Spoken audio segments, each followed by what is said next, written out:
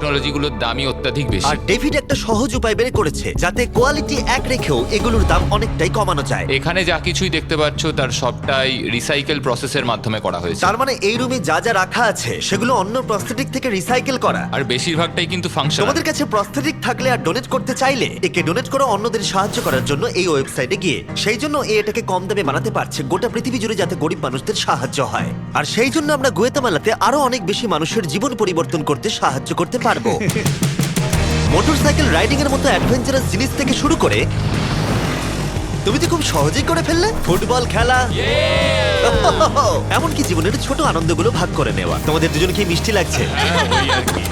আমি সবার প্রথমে আমার পরিবারের সাথে হাঁটতে চাই।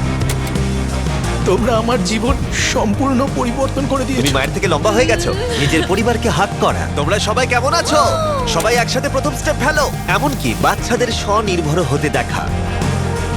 জীবনের যে কোনো পর্যায়ে একটা অঙ্গ অনেক কিছু বদলে দিতে পারে। আর এভাবেই দিনের শেষে আমরা অনেককেই সাহায্য করলাম, কিন্তু আমাদের অভিযান সবে শুরু হয়েছিল। তুমি বলতে চাইছো অনেক মানুষই এই সুযোগটুকু নিয়েও পায় না? আসলে এটা একটা খুবই রুক্ষ পার্বত্য জায়গা। এখানে প্রচুর নদী আছে, চারিদিকটা জঙ্গলে ঘেরা, তাই চলাফেরা করার জন্য এই জায়গাটা খুবই কঠিন, যেটা রোগীদের পরোক্ষভাবে বাড়িতে বন্দি করে রাখে। এই জন্য ডেভিড মাঝে মাঝেই তার ক্লিনিক থেকে বেরিয়ে পড়ে আর পেশেন্টদের তাদের বাড়িতে গিয়ে দেখা করে, যেখানে বেশ কিছু প্রতিকূলতাও আছে। তোমার ট্রাক কোথায়?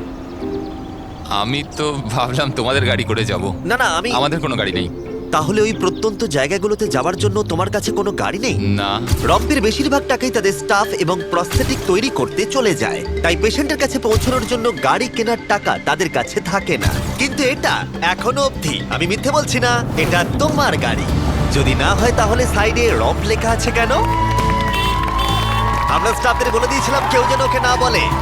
এই ব্র্যান্ড নিউ $65,000 গাড়িটা প্রত্যন্ত জায়গায় যাওয়ার জন্য একেবারে উপযুক্ত। থ্যাংক ইউ ভাই। কংগ্রাচুলেশনস। চলো যাওয়া যাক আর কিছু পা বিতরণ করা যাক। চলো যাওয়া যাক। আমরা গুয়েতামালা সিটির ভিড় থেকে অনেকটাই দূরে গেছিলাম, আর তখন আমি বুঝলাম ডেভিড এই জায়গাগুলোর কথা মজা করে বলেনি। এই জায়গাগুলো সত্যি দুর্গম। আমরা একটা বাড়িতে গিয়েছিলাম যেটা অবস্থিত ছিল একটা জঙ্গলের মাঝে, এমনকি একটা ভলক্যানোর পাশে।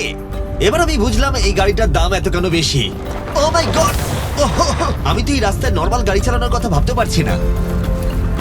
ফাইনালি আমরা পৌঁছে গেলাম, আর ভলকানো পেরিয়ে আমরা কেভিনের সাথে দেখা করলাম। হ্যালো, যার বাদিকটা পড়ে গেছিল, আর 24 বছর আগে ও একটা অ্যাক্সিডেন্টে নিজের পা গুলো হারায়। তুমি একটা ভলকানোর পাশে থাকো, কিভাবে থাকো এখানে? এখানকার মাটি তো খুবই রুক্ষ। হ্যাঁ, এটা ঠিক বলেছো। এটা ওর জন্য খুবই কঠিন। একজনকে সবসময় দরকার যে ওর হুইল চেয়ারটা ঠেলে নিয়ে আর যাবে। এই হলো তোমার পা। ধন্যবাদ। তুমি প্রথম স্টেপ ফেলতে চলেছো।